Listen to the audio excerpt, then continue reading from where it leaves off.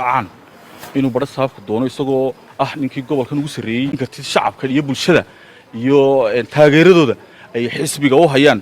dalka baxay haytay inta aan isku wax ka soo kordhaan doorashada dib ay u dhiganayaan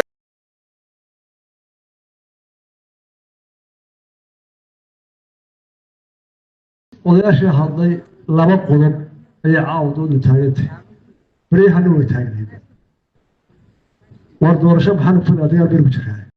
السلام عليكم ورحمة الله وبركاته ميلك سؤال أدونك كتوكتان لما وحاك سلامتين سلامة إسلامك waxaa doonayaa maanta muuqaalkaygan inaan kusoo qaato run ahaantii arrimo muhiim ah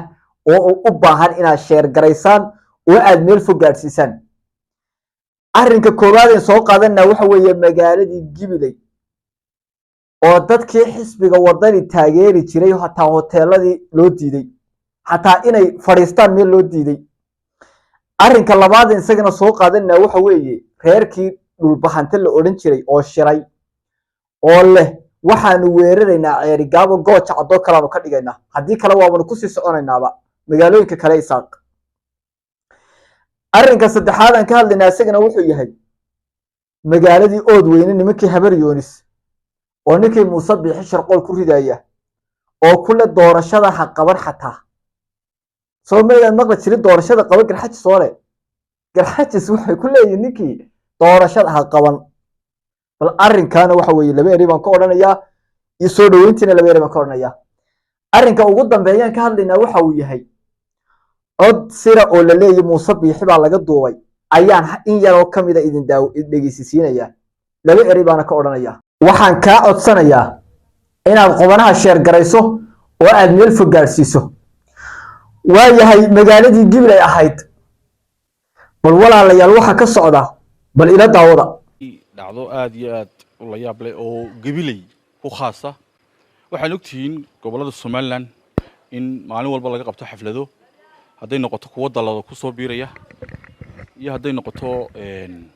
kuwa reer ay ku soo biirayaanba xisni jirin in xafladii dumarkii qaybtii ugu horeysay oo timiday ay yimaadeen askar la soo diray askartii kadib taliyaha qaybtu markii dambe uu yimiday uu amar bal soo siiyay ka yimiday barasaabka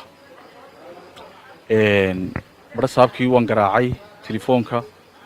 20 jeer baan ku celiyay telefoonka uu qaban waayay hoteelkii bay gudaha u galeen waxay soo saareen dadkii hoteelka xafladda fadhiyay soo saareen deedimo wada daawadsiin karo oo uu dheer yahay ninkaas siyaasi booq waa garanaysaan waa nin dabcan reer Gibiley ah waana nin xisbiga wadani kamid ah waxa la yiraahdaa xalay toole dhalinyar yar oo dalad ah oo qabiil kasta leh oo reer Gibiley ah ayaa hotel waxa ay doonayeen inay maaragtay ay isku muujiyaan oo ay taageerada xisbiga wadani ay u hayaan inay muujiyaan oo ay maaragtay halkaas iskaga shawraan waxa weeye taageerada cidda ay taageerayaan iyo cududoodaba ay muujiyaan waana taqaanaa dabcan garabada dhalinyarta waad ogtiin marka waqtigan oo kale soo gaadho oo idin maaragtay hadalka si saafi maayo waxa la yiri in dhalinyartii yareeda dalada ahayd waa la kala eriyaday ilaa iyo hoteelkoodii iyo waxoodiiba bandow baa ku dhacay yaa waxa sameynaya askartii Soomaaliland waxa sameynaya Muuse Biixi iyo groupkiisii waxa sameynaya kulmiya waxa sameynaya askartii aynu ugu talagalnay inay amaanka sugaan inay cadowga dalka ka difaacaan inay ummadda isku soo dhaweeyaan inay waxa weeye sharcigeena ay ka shaqaysiiyeen inay ummadda cadaalad ay u ahaadaan inay ummadda dhex u ahaadaan inay astaan qurux badan ahaadaan waxa laga dhigtay wax xisbiga wadani lagula dagaalamo waxay dad dilays gashan ayaa caruurtii yaryar Gibiley yeeryanaya Gibiley qaabka ay ku jirto tusaalaan idinku muujinaya magaalada Gibiley balwaan tusaale nooca ay tahay tusaalaan idinku muujinaya Nabi Maxamed sallallahu alayhi wasallam markuu diinta fidinayay dadku way dabcan diinta islaamka qaataa way dhuudhuuban jireen sababtoo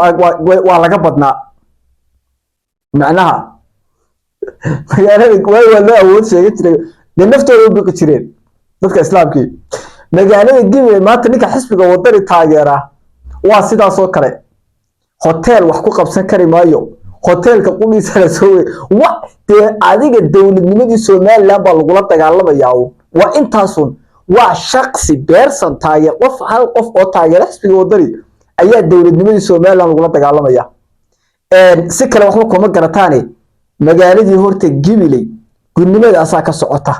intaana u dhaafi maayo waana wax laga wada xisaabtami doono si kastaba waa wax meel gaar ah idinku qoran dadka way taa intaasaan kaga tagayaa waxaan tagayaa magaaladii Oodweyne ku xigsiinaya horta magaaladii Oodweyne si xadaarad leh oo gobonimo ay u soo dhaweeyeen ninkii Muuse Biixi Cabdi ahaa balse iyagana gudnimo kale sameeyeen gudnimo kale ayay iyaguna sameeyeen waxay sameeyeen inay ninkii madaxweyne ahaa meel masraxa ku madaxa waaweynaa Oodweyne in ay yiraahdaan Muuse Biixi doorashaha qaban ku darso dalkani anaga difaacayna bal walaalayaal waxaan cadeyn lahayn iga reebanay bal ila daawada ninka weyn wuxuu leeyahay inta aan is wax ka soo kordhaan doorashada dib baynu dhiganaynaa dalkaynu difaacayna gobonimadeennaa ka muhiimsan magaceennaa ka muhiimsan ciidanka soo doobiyayaa maxay haytay wax walba idagaga xun in aad daawateen baan rajeynayaa ninka hadalkiisa waad aragtaan wuxuu ku leeyahay madaxweynaha annaga ka soo jeedna reerkii mucaaradka waa in haddii aanad xataa u baahnayn doorashaha qaban wadankaynu difaacayna waxaas uu ku leeyahay waxa weeye aniga munaafaqada ma aqaano beenta ma aqaano madaxaygan yarina maartay aniga wax maartay waxa weeye been ma qaadan karo hadalkana maartay ma qarin karo waa horta nimanka hadlaya ee madaxweynaha ka hor hadlaya horta madaxweynuhu si wanaagsan buu hadlay si wanaagsan waa loo soo dhaweeyay ilaahay baa runta jecel waxa weeye inkastoo calanka kulmiyo waxa weeye intii gawaadhida kulmiyo ay burca kala timiyoona waxa weeye dadka loo yara dhiidhiibay markaan warwaraystay oo hal calan aan shacabka reer Oodweyne sidan haddana waxa weeye si wanaagsan oo ilbaxnimada loo soo dhaweeyay sida oo kale wadanku waa dimuqraadi haddaad madaxweynaha taageersan tahay oo codeey baan ku leeyahay haddaad Muuse Biixi ku qanacdo reer Oodweyne tahay iyo haddaad reer bariga galbeedka burca tahay iyo haddaad reer Hargeysa tahay iyo haddaad Saboonaag degto iyo meel kastoo degtoba haddaad madaxweynaha ku qanacdo afkaartiisa oo codeey baan ku leeyahay wadanku waa dimuqraadi rabo ka maaragtay Gibiley meeraysanaya kolba gool baa idinka dhigayaa waxa weeye dhex taagan oo dadku de maaragtay laysma maaragtay wixii khalad ah ayuba meel gaar leh iyo de aragtidii u baahan ee qabali wixii xanuunkii qabali lagu keeno ama uqdadii qabali lagu keeno waanu sheegaynaa anigu waxaas qabali ay weeyaan baan oranaa laakiin wixii saxan wax weeyaan waa taageeraynaa waxa weeye ceeb ma aha hadii reer Oodweyne kulmiye u codeeyaan ceeb ma aha hadii madaxweynaha xataa taageera hatta aan kulmiye kuma arkayni hatta xataa wada taageertaan ceeb ma aha wadanku waxa weeye waa dimuqraadi waxa weeye ninkii maaragtay sheeg bulshada kasbaduun baa wadanka madaxweyne ka noqonaya in yar hadaba halkaas hadaba ku yar noqdo hadaa reer Oodweyne inta yiri aan ninka hadlayaan ku noqdo horta ninka hadlaya wuxuu ku leeyahay madaxweynaha anaga ku taageerayna ee doorashada hadaa doontid kordhi oo waqtigeeda ha ku qaban ayuu leeyahay su'aal baa isweydiin mudan maalintii magaaladaas Oodweyne nimankii Muuse Biixi soo diray xukuumaddu soo dirtay ee jabhadii oo foreen u soo dirtay ku yara qayilayay ay afar inoo yaro jabhadii intay u yimaadeen inta laba dibla ka xidheen mas'uuladii ay godka ku rideen waxa weeye gacan libaax halkuu joogay waa yahay ninka horta su'aashaas aan weydiinaya maalinta xaq ku maqnaa ayaan weydiinayaa meesha uu ofreen joogay waxay u jirtay mitira yar bay u jirtay maxaad nafahayna halka inooga badbaadin weyday maalinta dadkeena halka ku dhamaaday ee isku dhamaadeen waxaad ku taageeraysaa Muuse Biixi maxaad afartii inana yar yaraaye ee waxa weeye halka taagna aad uga dajin weyday meesha horta su'aashaas aan weydiinayaa waxaan ka qabqanayaa maadaama qof aan musabixi aqaan aan ahay oo musabixi dabiicadiisa bartay inuu caawo markuu hargeysa ku noqdo oo yiraahdo anigu doorasho qaban maayo habar yoonistigu lahayd doorasho qabo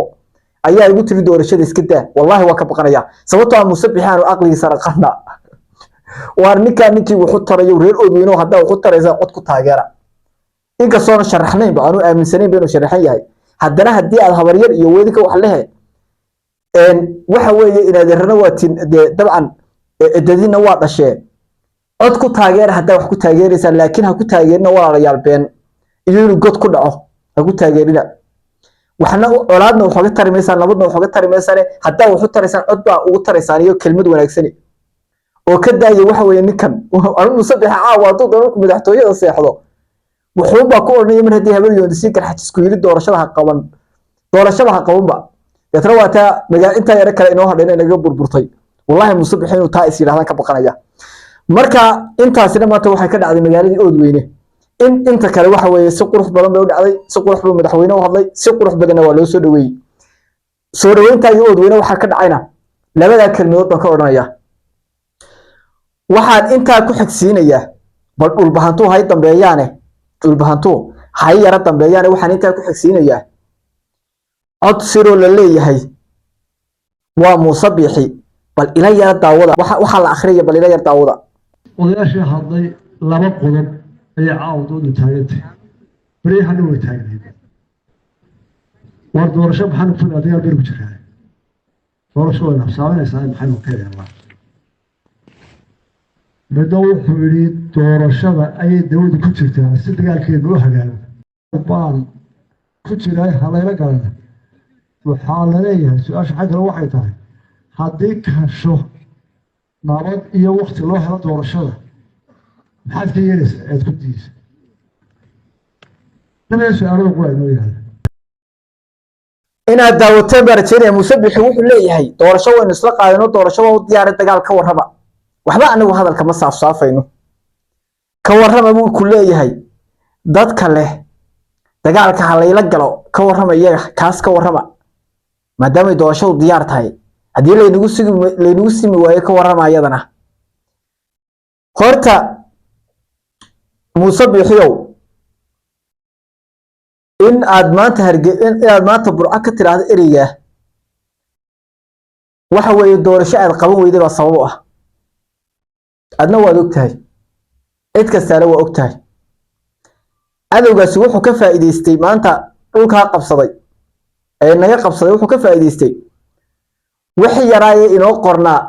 markii aad dhan u dhaqaajin weyday waar waxa yaree kale habar jecla inoo qortay ee ninkii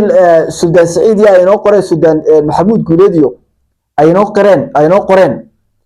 ee ay inoo kala badbaadiyeen adeero ama dagaal ha lagu soo qaaday ama jimiruujaan ha lagu soo qaaday adeero ha ka bixin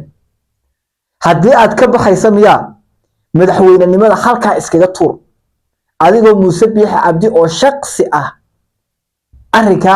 14 November doorashadu way qabsoomi weyday balse shakhsi baan oo wadanka nin madaxweyne ka noqda loo sameeynaya ha noqoto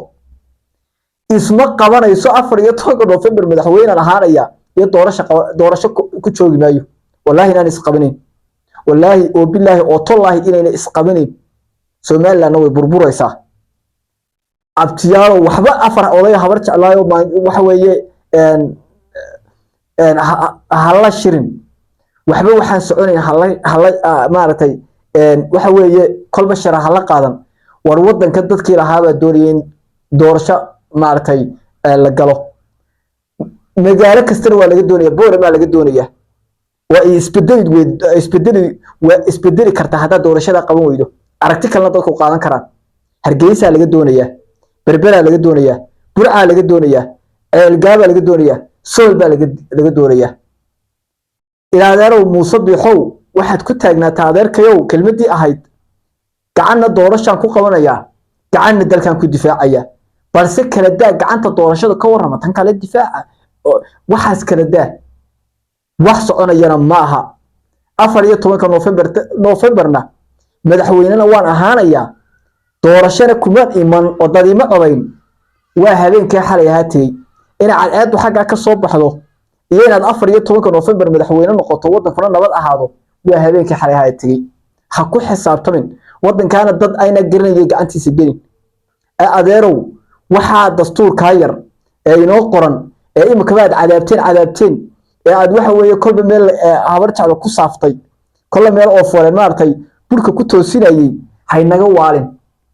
waxa weeye maanta sharcigan wada qoranay waa ka caruurta yar dibiday waxa weeye lagu caburinayo ee habli yar yaraaye loogu tala galay in haday wadani taageeraan iyo haday kulmiyo taageeraan bayna xor inoo ahaadaan waadiga lacagta ku weydinka waxa weeye halka ku caburinaya dadku ooyayaan ee sharcigi qoday adeerow inta yar hadhay ee aynu nabad ku wada nool cawdan haynu gubin adeerow doorashadana 13 November hadaanad madaxweyne ku noqon sifa sharciya madaxweyne sifa sharci darra ku ahaan maysid inta todobadaasna ku filaato todobadaasna ee meesha fadhida abtiyaa waxa kugu filaato waxa weeye meeshan hadii qofkii ugu badnaa ee meesha fadhiya adu haaye ee cid ku yimiye